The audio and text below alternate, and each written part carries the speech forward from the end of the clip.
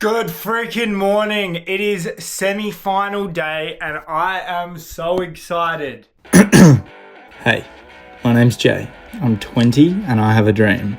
See, I've always loved watching YouTube. People like Casey Neistat, Roman Atwood, Tanner Fox and the Sidemen absolutely made my childhood. I've always dreamt of being like them, but only recently started posting. But in the big 2-6, that changes. I'm taking a massive gamble. No, not like that. I'm gonna gamble on myself.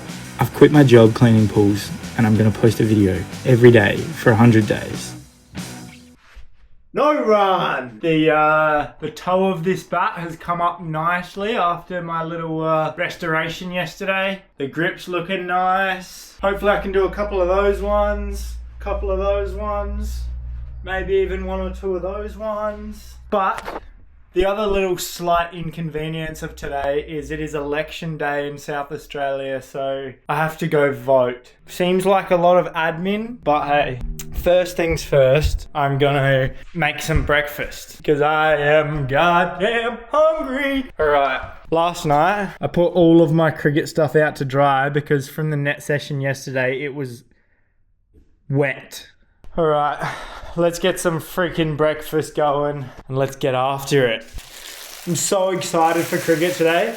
This morning I rewatched the highlights of Michael Clarke's 329 not out or whatever the hell it was. All right, you're not ready for this transition. Okay, breakfast is smashed down. Oh, now what are we gonna do? Okay, so with breakfast smashed down, now the next point of call is to go for a little run. I've been playing better cricket when I've gone for a run. Okay. I think if I run just a short little run and go past the voting booths, I might be able to, if the line's not too long, just pop in there to vote. I do not know. I really can't be asked voting and I don't know who to vote for. I think it's going to be a little bit of an eeny, meeny, miny, mo job. Because, how do I put this? Politics is not exactly an interest for me. In other words, I do not give a fuck. Samina mina, waka waka, oh! Do.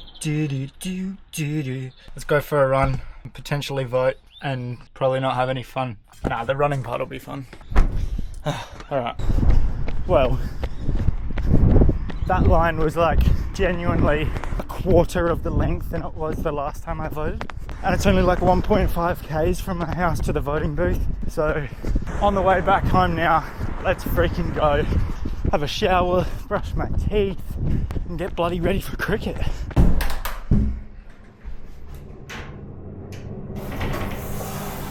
Let's go. All right, now I need to repack all of this stuff into my bag.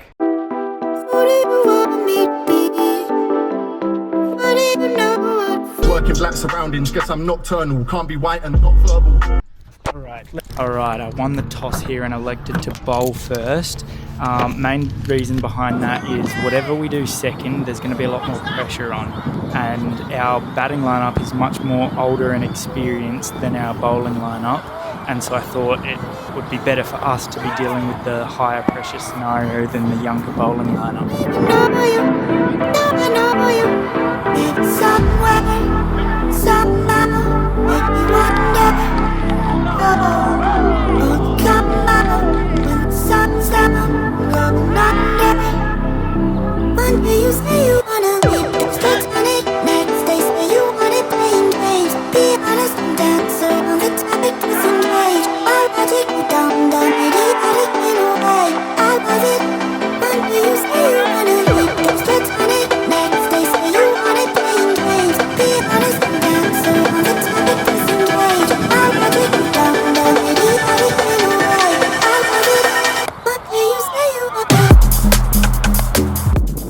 Alright, here we are. Rocky took the first 2 breakthrough wickets. Now we've got the leading run scorer in the comp here, which I've brought Roscoe into the attack for, and I've almost taken an absolute hanger on the boundary here, but it's just gone over my head. Then in the same over, I've almost taken a one-hander to get the opening batsman out.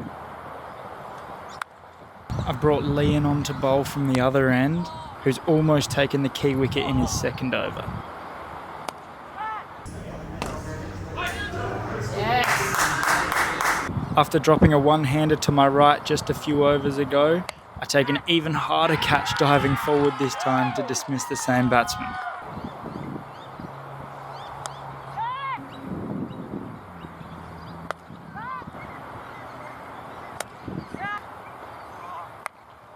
After opening the bowling from the other end, Zia comes into the attack from this side, trying to take a wicket before drinks.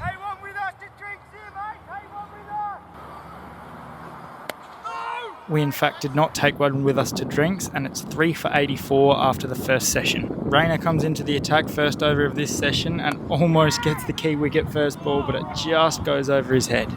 And almost gets him second ball, but just drops short of mid-wicket. Third ball's not much more convincing as an inside edge makes its way for 4. He's unfortunately able to pick up this full toss to bring up his 50 off 34 balls. It's then Raz's turn to roll his arm over from the other end and almost picks one up second ball. Some not so sharp fielding and a bit of an unlucky bounce turns this easy single into a double. Strikes this one cleanly in the gap and he's confident going for 4, although not a chance, mate. I'm fielding on the boundary, I'm saving that shit all day.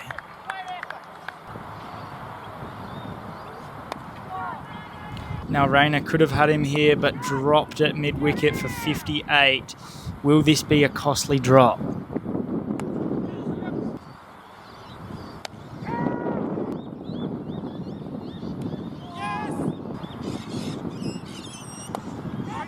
Razzie in his third over produces an absolute seed to dismiss Ashley Sampson for 63, just 5 runs after we dropped him.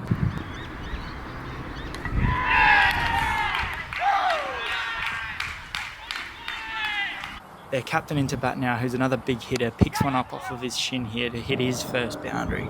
Then just too short here and gets after it again. Same old story up the other end, too short, picked away for 4. I've come into the attack here and almost got one first ball. And then a solid over from Rainer finishes out the session, 4 for 147. First ball after tee here, and with no one on the leg side apart from on the boundary, I'm getting ready to cover, but then it just pops up the other way and I miss the catch. Then later on, another almost opportunity before Rainer gets the breakthrough wicket.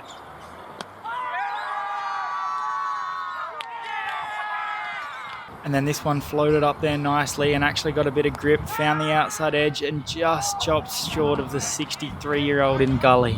Very lucky here, this one goes straight down Ross's throat but just sneaks over his head.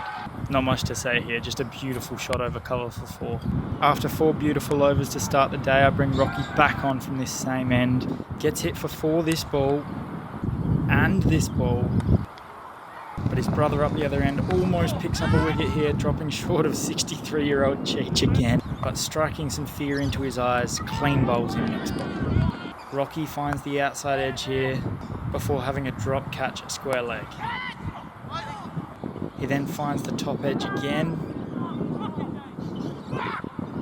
After Razzie almost picks up the wicket with his seed, Rocky gets hit for the biggest 6 of the day. But 3 balls later, strikes back and takes the wicket.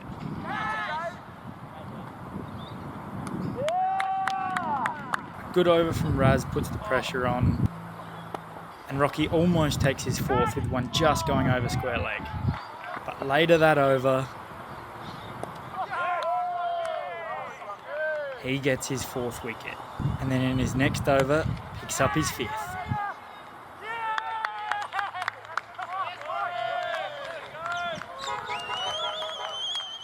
Now I'm sure this was out, but I didn't appeal because it was the last wicket and would have meant that I had to go into bat for 2 overs, but is somehow given a wide. Razzie, determined to take his 3rd, almost gets him the next ball, but finishes their innings all out for 233. And old mate up the other end with 28 runs for the year is not happy, stranded without facing a ball. Given that we bowled 56 overs and then lose 2 for changeover, we have to go out and face 2 overs at the end of the day. Unlike them hiding their best batters behind some young fellas, me and Brad go out to open, sending a statement that we're not worried about you blokes. Although Brad almost runs himself out here, running between their wickets like an under 10 who's never played cricket before. Though I can't say too much because I apparently snicked off this ball. I didn't think I hit it, but I don't know. Umpire said I did and they all thought I did.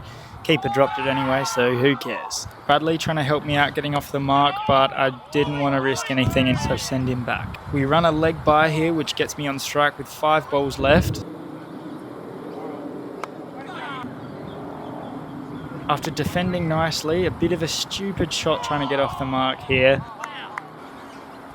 but rein it back in, leaving the next ball. Now mid-on and the bowler were talking and told square leg to get ready for a catch, so I knew a bouncer was coming. I was ready to hit it over his head, but it was too wide on the offside, so I leave it alone. The next ball wide of off stump, and I'm able to leave it going into stumps, none for 3 off 2 overs.